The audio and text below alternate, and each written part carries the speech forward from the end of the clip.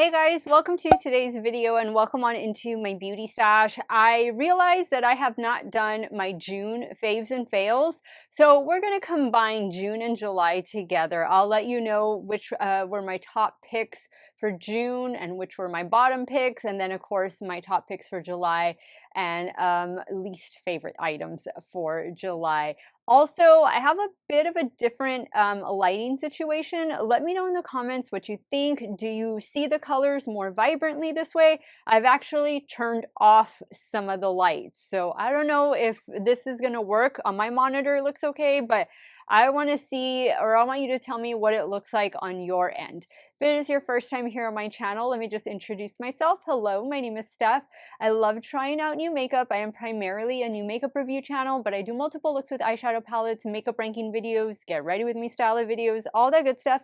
If that sounds great to you, I want to invite you to become part of our makeup family. Do me a favor, click on that subscribe button, hit the bell next to it. That way you can be notified every time I do drop a new video. And if you're a fan of makeup ranking videos, or you just want to see what topped my list and line the bottom, please give this video a big thumbs up before you go. And of course, check the description box for links and codes to everything. If you end up using any of my links and codes, I thank you so much for helping me support this channel. Let's get started, guys, with June 1st. If y'all want to see what some of my favorite makeup was over the last 2 months and least favorite, keep on watching. All right, so we're going to start with June 1st. June was a bit of a foundation heavy month, and I think this one might surprise some of you, but I'm not using this one as a foundation. I am using it under my foundation, kind of as a primer, and it's the latest from Charlotte Tilbury.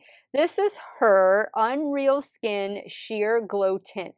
In my opinion, this is Hollywood Filter only in a stick formulation. I love this stuff. I love it so much. It gives a nice glow to the complexion. I avoid my nose because my nose will get glowy all on its own, but it's really been a nice base for all of the other foundations that I've paired with it. The shade that I picked up in this one is shade 3, and I think it's a perfect shade match for me. And if that's something that you're looking for, maybe you don't want the liquid Hollywood Flawless Filter in that liquid format with the doe foot, this could be your next best thing. Try it and let me know. Coming up next is a brand that is new to me for 2024, and I have several palettes in my stash from them already, and it is the CXC Beauty Pink Sands palette. In my opinion, this is the ABH Modern Romance palette redone. This is the updated version. If you love your pink and brown tones with gold and rose gold in there, then this is definitely going to be a palette for you. You're getting 21 different shadows, matte and shimmers. I mean, these are super pigmented. The shimmers pack a punch.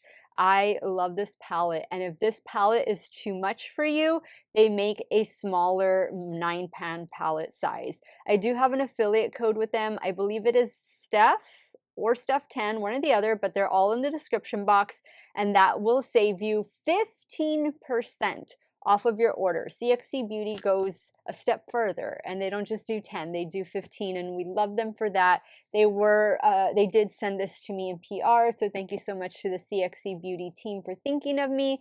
Guys, if you've had your eye on Pink Sands, I think now might be the time to add to cart. Coming up next is a bronzer, a fancy bronzer that I picked up in June, and it is from Armani Beauty. This is their Luminous Silk Bronzing Powder. The shade I have in this one is shade 100, and it is perfection. It's just silky smooth, buttery smooth. It glides on the skin. It blends itself effortlessly, and I just love it. It's a good color for me. I'm a fair to light skin tone. It's perfect. I like the large pan size, and I really don't know what much else to say. There is a little bit of a shimmer to it, but it doesn't look that way. Like, it has a matte base and then just a slight luminosity on top. I'll put this on my nose and I'll be fine. I don't notice that my nose is extra shiny or anything. So I think this is really beautiful. Nice weight to the packaging. Armani Beauty bronzer, definitely a winner for the month of June. Now I have 2 more products left that are my top 5 picks. One of them being a foundation I just wore the other day, and it is the Too Faced Born This Way Soft Matte Oil Control Foundation. The shade I have in this one is shade Ivory. This does a great job. It has a good wear time. The shade match is really nice on me. I do think it helps with oil control, and I do think it helps camouflage any imperfections. It's just a nice foundation that's going to get you through your workday and a little bit beyond. I usually touch up once throughout the day, and with this one, same. I usually do that when I do my wear tests. So for foundation, I do not do any touch-ups, but now that I've already wear tested this one, it passed with flying colors, and I really like it. I do think that Too Faced does some amazing complexion products. They do better complexion than they do eyeshadow palettes, but this one is really nice. It says it's good for 24-hour wear. Hopefully none of you have to wear your makeup for 24 hours, and it does contain hyaluronic acid. It also says it is sweat and humidity resistant, and it's going to provide you with 12 hours of moisture. For me and my normal to oily skin, I think this has been doing a fantastic job. And last but not least, in faves of June, one of the foundations that I think is going to be in my top 10 list for the entire 2024 when it comes to foundation is the e.l.f. Soft Glam Liquid Foundation. e.l.f. finally gave me a foundation that I can get on board with. I don't have any issues with this foundation. I picked it up in 2 different shades. This one I have here is 13 Fair Neutral. I think that they both are going to work for me. The darker one, I think I had 15 also. That one works better for me now because I do have a little bit of a tan, but you know, in the winter time, 13 is going to be perfect. This is a good medium coverage foundation. It's buildable coverage. You're going to be getting long-lasting formula, and it really is long-lasting because I've been wearing my makeup longer than I used to. So now I'm going 12, 13 hours sometimes, and I need that makeup to look good. If I have an event after work, I don't have time to redo my makeup, just touch it up. e.l.f. has been there for me. It's just such an easy squeezy tube foundation. I want to say this comes in like 30 different shades. It does contain 1% hydrating hibiscus complex. It is vegan and cruelty free. And again, I really like this one. Let me know what your thoughts have been now that you've got it home and you've been wearing it and trying it. I know for me personally, this has become a new fave, and for how much was this foundation? $11 or $8? Something like that. It was nothing outrageous.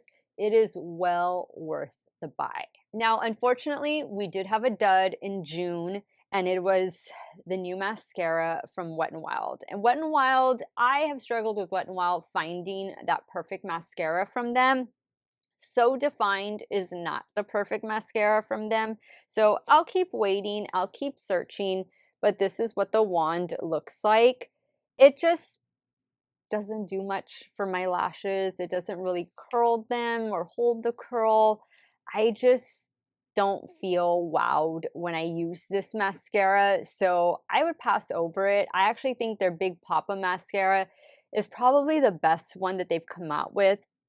That one and the one that they did, was it for the Saved by the Bell or the Care Bears collection? One of those was pretty good, but this So Defined one, not so good. Okay, so now that we've wrapped up June, let's move into July and some of my favorites for July. This was a hard month because a lot of cool makeup came out this month, but the Hourglass Unreal Liquid Blushes, I picked them all up. I bought them myself. I did not get them in PR.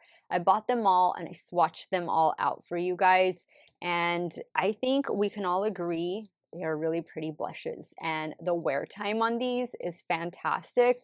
They are super pigmented, so a little goes a long way. And since they are so pigmented, I think these are going to work on a wide array of skin tones. Now, I will say, as far as the shade range goes, they're more traditional colors. They're not bright in your face colors.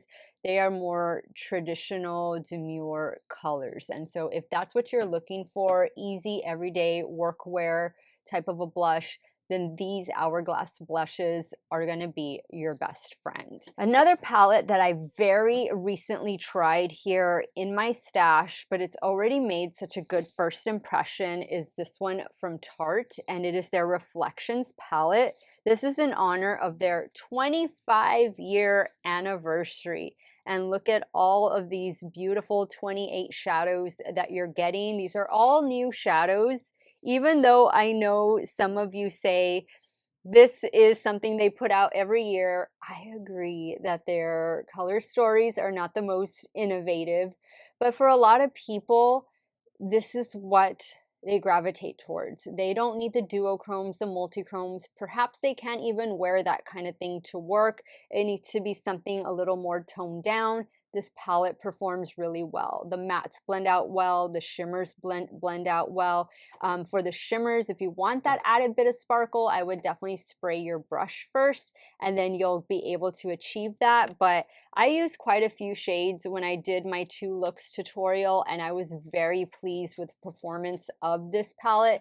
The shades lasted all day, no fading or anything like that. Love the packaging on it, and I think Tarte has another winner on their hands. Another eyeshadow palette that came out right at the start of July is a palette that is near and dear to so many of you, but especially to Maggie, the owner of Blend Bunny Cosmetics, and this is the Longing palette. This palette is dedicated in memory of her late mom. She lost her mom a couple months ago, and so this palette was produced with her mother in mind.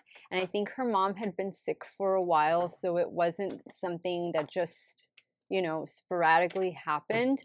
So I'm glad that Maggie and her mom got to work on this palette together. At least the mom knew that the palette was coming. And I just think this is such a beautiful color story. It is more of maybe a somber color story, but I feel like there's some grungy tones in here, and it's just ethereal in some points, and it's earth in some points, and it's dark at some points, but at the end of the day, there's life here. It's light at the end of the tunnel, and there's hope and faith in here that everything is going to be okay. It's always difficult when we lose a loved one, especially a parent. So I congratulate Maggie for having the courage and the strength to create this palette in memory of her beautiful mother. I have loved this palette. I took it with me on vacation, and I just think it is so beautiful. It's a different layout for Blend Bunny. It's that scattered layout, but trust me, any shade that you pair with another shade in this palette is gonna look so good. Don't worry about it.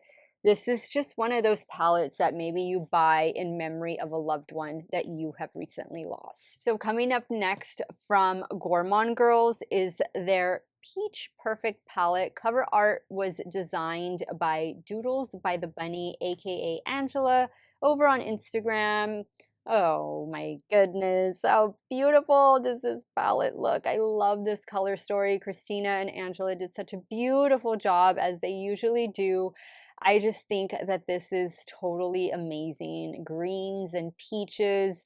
This is just one of my most favorite color stories. Like, I could be happy using this palette for a whole year, in fact, and never get bored. I mean, we have green in there, so I'm covered, but I just think it's so super special. I love what they did here with this one. You have some lighter tones, mid tones, deep tones.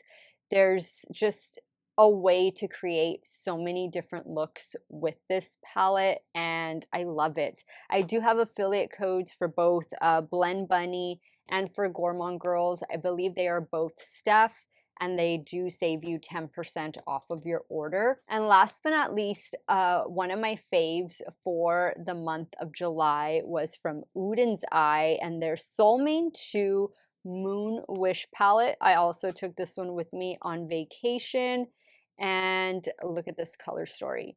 It's just beautiful. Ah, I love the Udens eye formula so, so much. I think they did a fantastic job with this one. It's just so pretty to look at. The yellow, the blue, the purple, this rusted shade down here, and then all of those beautiful shimmers. I mean, this is a palette where you can create neutral looks with, or you can do very colorful looks with. It's just a matter of how you're feeling that day and what direction you want to take the palette in. But I had a really good time. I still have a really good time with this palette. I've just been a fan of Uden's Eye for so many years. I've recently, when I say recent, I mean last year, I was able to make their PR list and I was so excited. So if you ever want to buy anything, please use my PR, my affiliate code. It's Steff, and it saves you 10% off. But I would just buy their releases all the time. And for the most part, I think this has been the only palette that I do 2 looks with.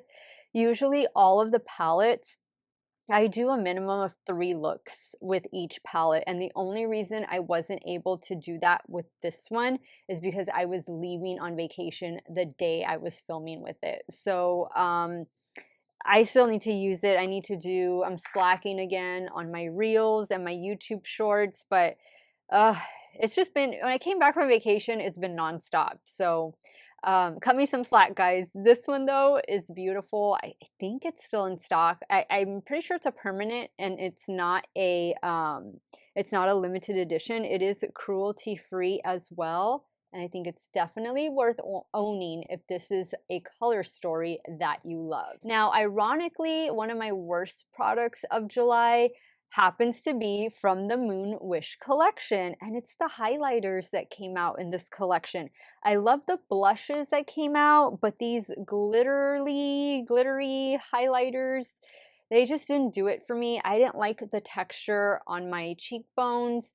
I just thought like it was just a little too much, and you might feel that way also. I think the texture, as far as a highlighter, I think a highlighter should be no texture and we should save the texture for the eyeshadows. What do you think about that? I feel like just texture on the face accentuates whatever texture you have underneath your makeup, and adding more texture is not going to help. So yeah, this was my dud for the month, the highlighters that came in that collection, but the blushes in the collection, no problem at all. And with that, guys, we wrap up. Let's call this my summer faves and fails, because that's exactly what June and July is, summer. Next month, in a few days, our school kids are fixing to go back. And I know our teachers go back in about a week and a half. So summer down here is wrapping up. We're still going to have summer heat. That's not going to change. But the fact that, everybody's going back to work, everybody's going back to school, that is happening coming in August. I know it's a little different for some of you up on the East Coast and even maybe up on the West Coast. You all start after Labor Day. We will be 3 weeks in come Labor Day. So let me know your thoughts, guys. What were some of your favorites of this summer, of June and July? What were some of the products that you were like, no, we need to stay away from? Sound off in the comments down below. I want to thank you guys so much for watching another one of my videos. Y'all have a great day or night wherever it is you all are at. Stay hydrated, drink that water, and I'm going to see you all very soon. Bye.